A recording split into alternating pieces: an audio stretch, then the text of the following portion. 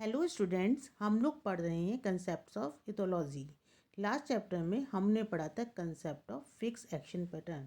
इसके अनुसार fix action pattern एक सहज और जन्मजात व्यवहार है जो कि एक विशेष जाति के सदस्यों द्वारा दर्शाया जाता है, और इस व्यवहार को दर्शाने के लिए एक विशेष प्रकार के उद्दीपन या स्टिमुलस की आवश्यकता होती है, जिसे साइन स्टिमुलस कहा जाता है।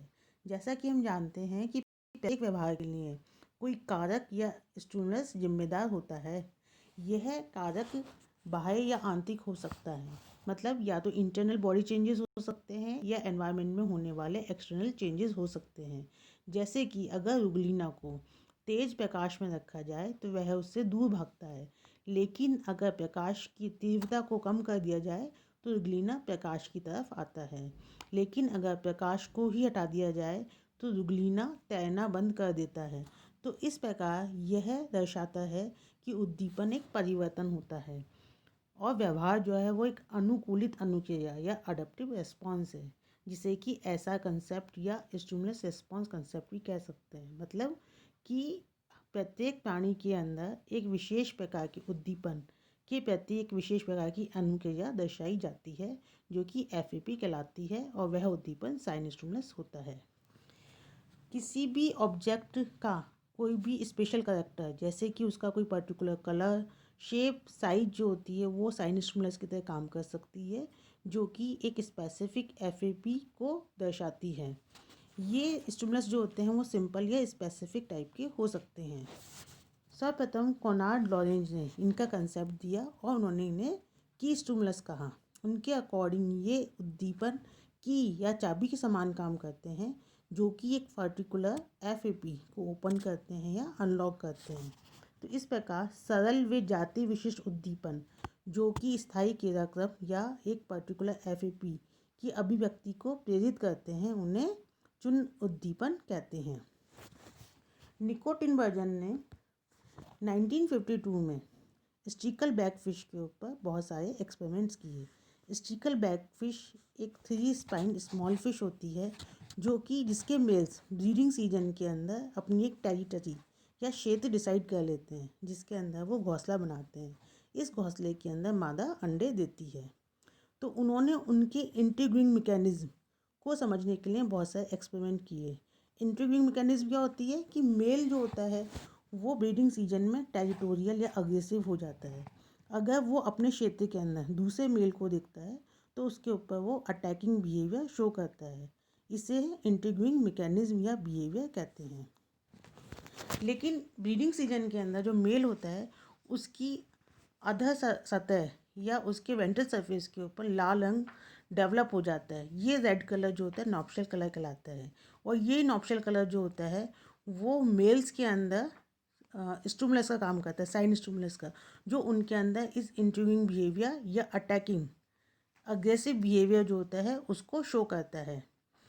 एक मेल जो है उसने अपनी एक टेरिटरी या क्षेत्र डिसाइड कर लिया है, जिसके अंदर वो घोंसला बना रहा है।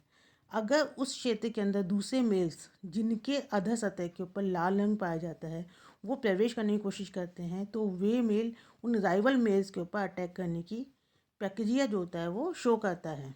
तो इस प्रकार यह लाल रंग जो होता है उस मेल के लिए साउंड स्टिमुलस का काम करता है, जो उसके अंदर अग्रेसिव बिहेवियर इस एफएपी को दर्शाता है।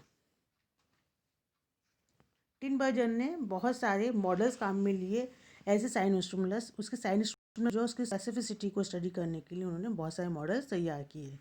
जैसे कि मॉडल ए के अंदर स्टिकल बैक फिश जो है उसकी शेप थी, लेकिन उसकी अधर सतह के ऊपर लाल रंग नहीं था, मतलब उसमें नॉप्शल कलर नहीं था। तो जब इस मॉडल को किसी मेल की क्षेत्र में रखा गया तो उसने इसके प्रति अग्रेसिव बिहेवियर को शो नहीं किया, मतलब ये साइन स्टिमुलस की तरह काम नहीं कर रहा था, जिससे कि उस मेल के अंदर एग्रेसिव बिहेवियर एफएपी जो है वो शो नहीं किया गया। अब उन्होंने दूसरे मॉडल्स जैसे कि डायग्राम में दिखाए गए हैं BCDE मॉडल्स। इन मॉडल्स में हम देख सकते हैं कि इनकी शेप जो है वो फिश के समान नहीं है, लेकिन इनकी वेंट्रल सरफेस या अधर सतह के ऊपर नॉप्चियल कलरेशन लाल रंग है। जब इन मॉडल्स को उस मेल के टेरिटरी या घोंसले के पास रखा गया तो उस मेल ने उनके ऊपर अटैक किया या अग्रेसिव बिहेवियर शो किया। तो इस प्रकार अधर सतह पे लाल रंग होना जो होता है वो उस मेल के लिए साइन स्टिमुलस का काम करता है और उसका अग्रेसिव बिहेवियर को शो करता है। नेक्स्ट एक मॉडल एफ, जिसकी शेप भी फिश के समान नहीं थी और इसके अधर सतह के ऊपर भी लाल रंग नहीं था, पर उसके डॉर्सल सरफेस के ऊपर रेड कलर था।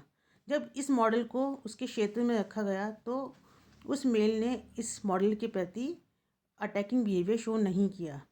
तो इस प्रकार जो भी साइन स्टिमुलस से रिलीजर होता है, कोई ज़रूरी नहीं है कि उसका पर्टिकुलर शेप साइज जो है वो सब नेचुरल स्टिमुलस के समान हो, नेचुरल जो ऑब्जेक्ट है उसके समान हो।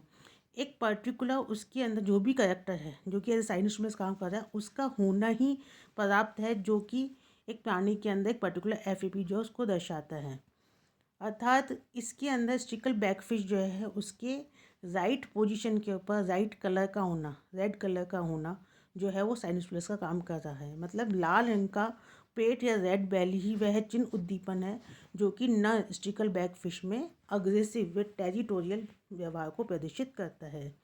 इसी प्रकार मेल यूरोपियन रोबिन जो होते हैं उनके अंदर रेड ब्रेस्टेड फीदर जो होता है उसका एक्सपोजर साइन स्टिमुलस की तरह काम करता है और उनमें अग्रेसिव बिहेवियर को शो करता है। तो ये जो साइन स्टिमुलस होते हैं इसको हम विजुअल साइन स्टिमुलस कह सकते हैं, क्योंकि इसके अंदर जो रेड कलर जो होता है उसको देख के जो होता है वो एफएपी या अटैकिंग बिहेवियर शो किया जाता है। अब हम बात करेंगे ऑडिटरी साइन स्टिमुलस, मतलब श्रवण चिन्ह उद्दीपन, जिसमें चिन्ह उद्दीपन जो होता है कोई साउंड या आवाज़ होती है। हैन मुर्गी के अंदर जब उसका बच्चा जो होता है वो किसी परेशानी में होता है और वो चीख पुकारता है तो उसकी आवाज़ जो होती है उस मुर्गी के लिए एज ए साइन स्टिमुलस काम करती है, ऑडिटरी साइन स्टिमुलस काम करती है, जिसे सुन के वो उसको बचाने के लिए जाती है। एक एक्सपेरिमेंट के अंदर अगर मुर्गी के बच्चे को ग्लास कवर से ढक दिया जाए, ग्लास के अंदर रख दिया जाए, तो अगर उसका बच्चा अगर चीखेगा तो वो उसकी मुर्गी को नहीं सुनाई देगा, उसकी मदर को सुनाई नहीं देता है। तो मदर उसको देख सकती है लेकिन उसकी चीख नहीं सुनती, तो वो उसे बचाने नहीं जाती है। दूसरे एक्सपेरिमेंट में मदर और जो उसका जो बच्चा है उसके बीच में एक अवरोध लगा दिया जाता है। अब वो मुर्गी जो है वो अपने बच्चे को नहीं देख सकती, लेकिन अगर उसका बच्चा चीखता है तो वो उसकी आवाज़ सुन सकती है। उसकी आवाज़ सुन के वो उसे बचाने के लिए जाती है।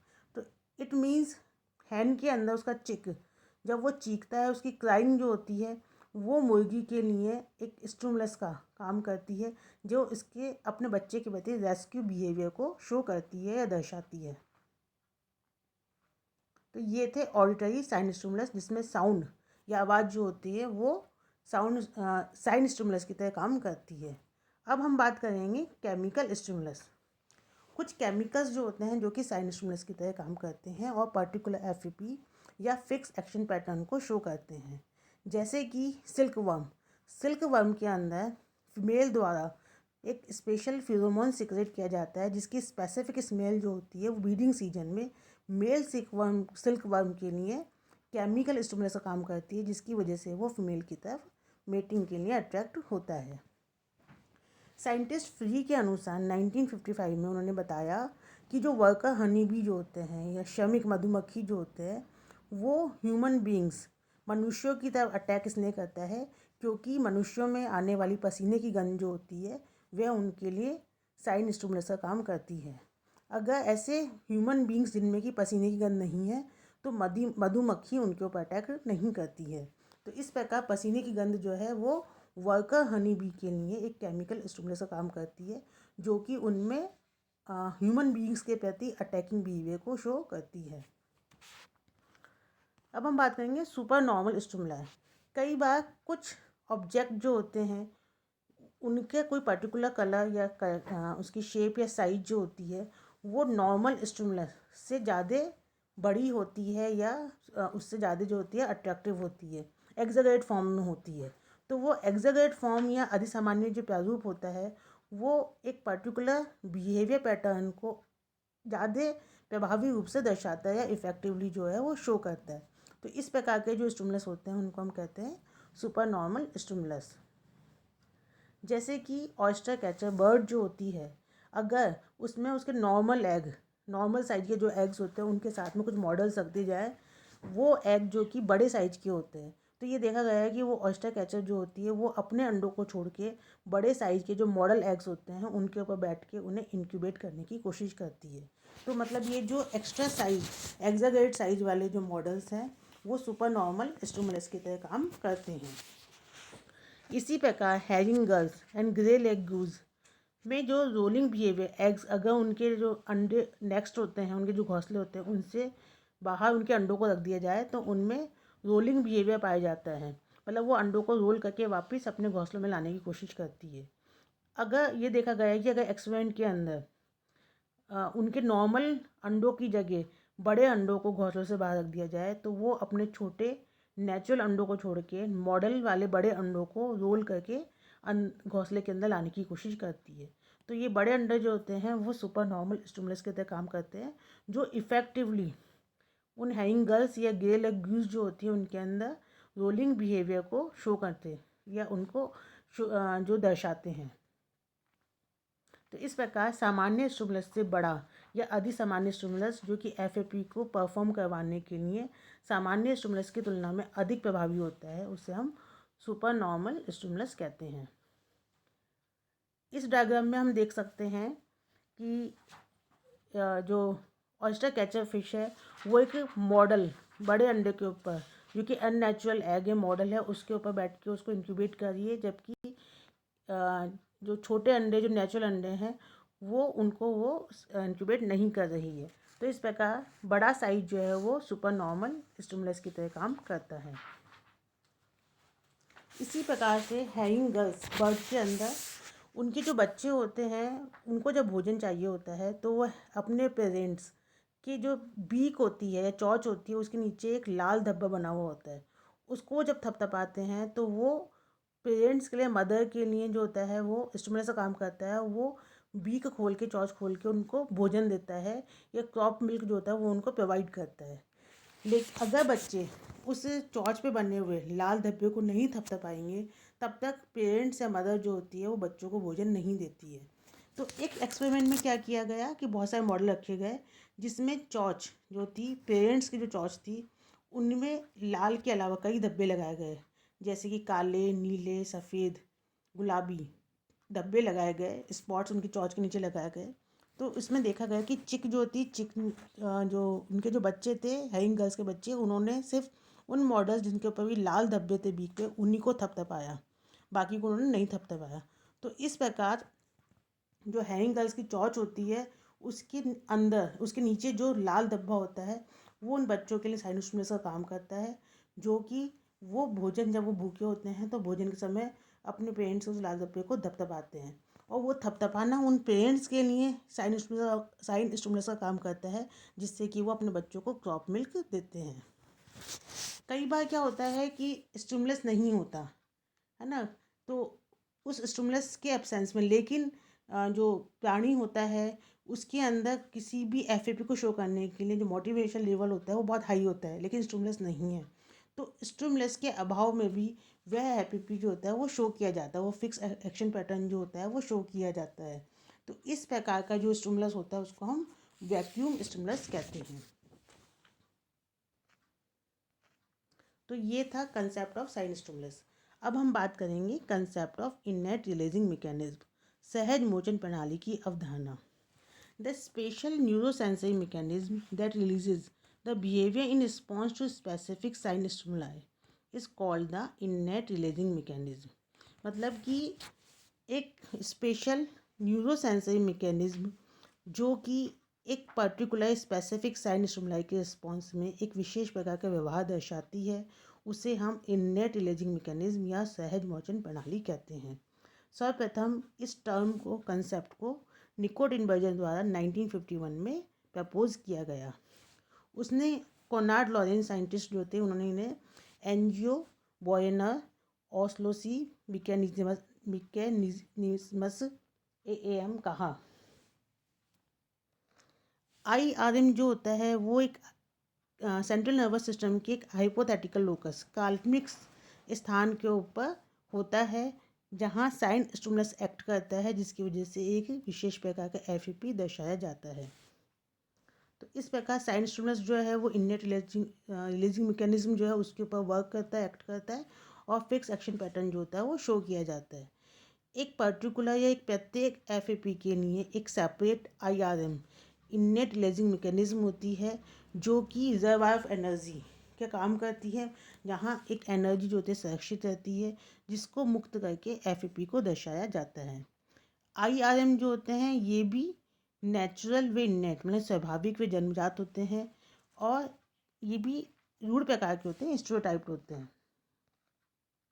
1950 में लॉरेंज ने और 1955 में टिनबर्जन ने आईआरएम के ऊपर डिटेल स्टडी की, और उन्होंने बताया कि आईआरएम जो होते हैं वो एक पर्टिकुलर व स्पेसिफिक बिहेवियर को शो करने के लिए एक डेफिनेट मैकेनिज्म का काम करते हैं। मतलब ये एक निश्चित प्रणाली के रूप में आईआरएम का उपयोग एक विशिष्ट एफएपी के प्रदर्शन हेतु किया जाता है।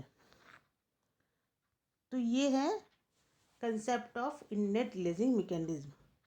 नेक्स्ट चैप्टर में हम पढ़ेंगे concept of action specific energy. Thank you.